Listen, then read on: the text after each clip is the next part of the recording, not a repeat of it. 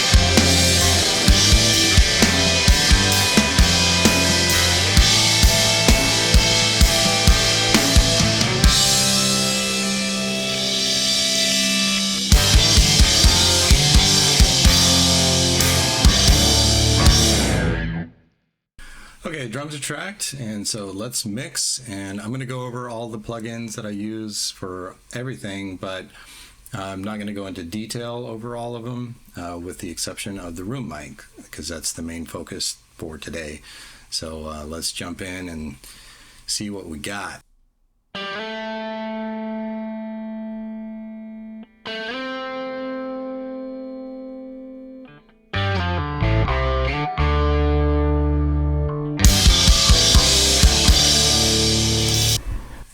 One thing before we totally dive in here, just letting you know where everything is.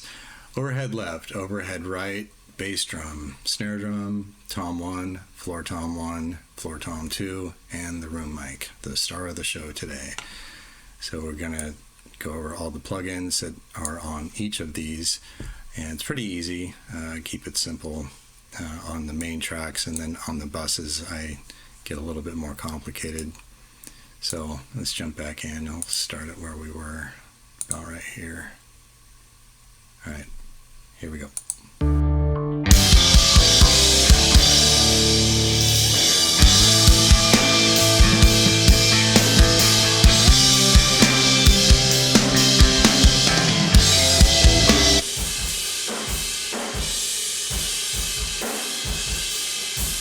That's the sound that you're getting just from the room mic. I'll loop it so we can kind of focus on that.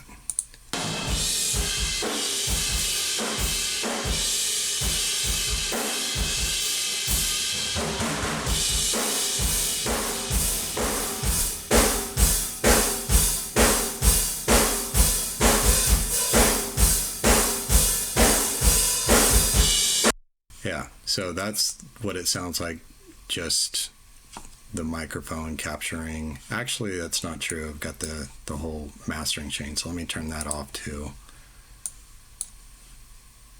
There we go.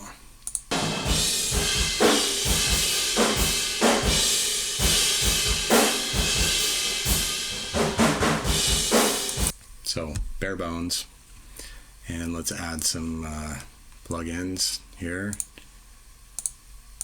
Let's add those first.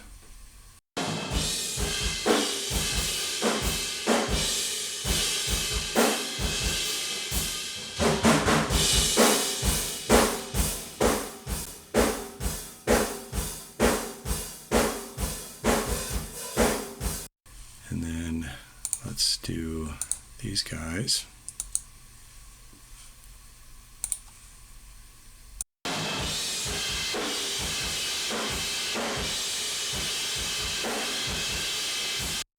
This guy right here, I usually don't use this unless I'm needing it to be completely destroyed sounding.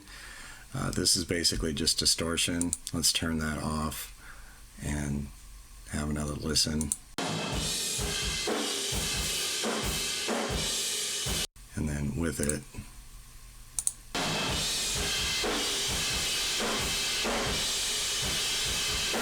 it gets pretty raspy.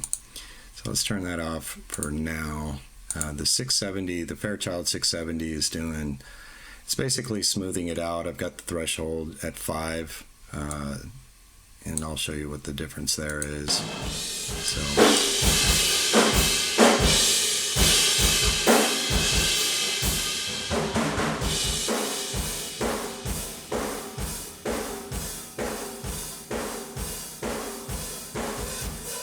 What that does for me anyway, it basically smooths everything out, takes off the jagged edges, and brings everything up to basically the same level.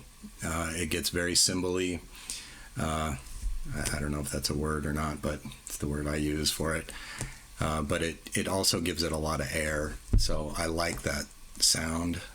So that's why I usually, when I'm not tracking, but when I'm mixing like snare drums and stuff like that, I usually like to have the definition, so I'll go around here and maybe up to close to 2.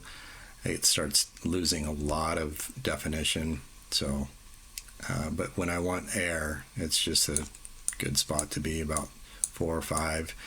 When you get over here, well, let's just take a listen.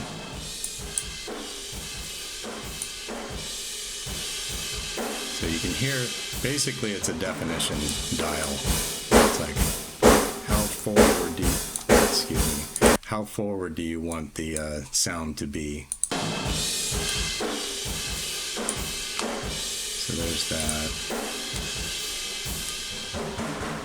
Now I'm going to take it out of the mix. Let's mute these guys.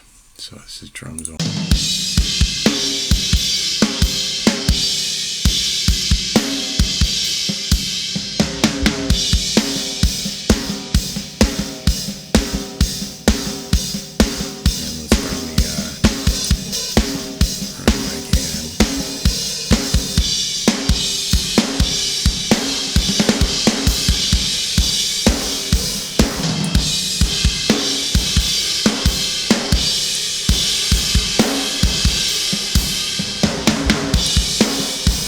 And that's what I'm talking about with attitude. It just brings it gives it a little life and some energy and some attitude. But I generally do not mix without listening to the entire song, like all the instrumentation that's in there, all the instruments, because otherwise it could sound great alone, but in the mix it just starts to be something different, and you want it to sound great at the end of the mixing session, not just the drums alone. So let's take a gander at that again with everything.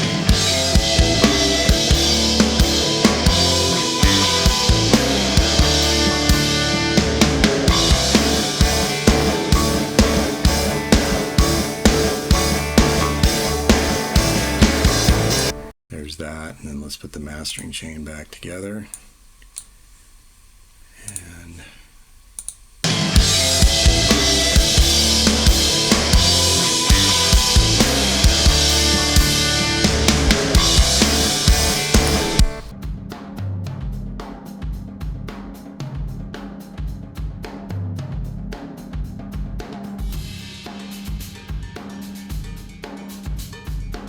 so I hope you got something out of this video. Appreciate you being here. And I'll see you next Monday, and we'll go into a little bit more detail over each individual plugin, and yeah, so should be fun. All right, have a great week. See you next Monday.